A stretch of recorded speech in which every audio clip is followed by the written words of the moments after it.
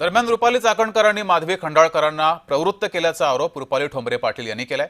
चाकणकरांनी सुरू केलेले वॉर आपण संपवणार असल्याचं रुपाली पाटील ठोंबरे यांनी म्हटलंय। यासोबतच राष्ट्रवादी पक्षाचा राजीनामा देण्याची ही धमकी ठोंबरेंनी दिली आहे। एक लक्षात घ्या, पुन्हा सांगते, ही घटना घडल्यानंतर तो व्हिडिओ आला, मी बीडमध्ये होते।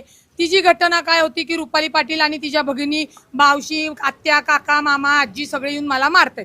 मी इथे होते का? तर मी नव्हते। इथंच पहिल्यांदा त्यांचं खोटं पकडलं गेलं। चाकणकर खंडाळकराला सांगायला विसरले असतील की रुपाली पाटील ठोंबरे पुण्यात नाहीये, तू हे उद्या कर। त्याच्यामुळे तो डाव फसला।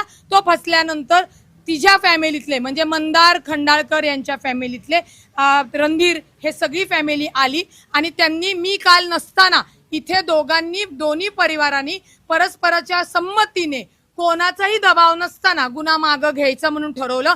माझी बहीण गुन्हा मागं घेत नव्हती, कारण का माझ्या बहिणीला मयूर रणधीर आणि मनीष रणधीर यांनी अक्षरशः नको त्या जागेवर बुक्की मारून धक्काबुक्की केलेली आहे, लज्जा उत्पन्न केलेली आहे। पक्षाच्या महत्वाच्या पदावर बसून पक्षातल्या राज्य महिला आयोगात जर अशा पद्धतीने वागत असतील तर मी त्या पक्षाचा राजीनामा देतील हे वक्तव्य मी केलेलं आहे। पण मी अजून राजीनामा दिलेला नाहीये, हे लक्षात घ्या।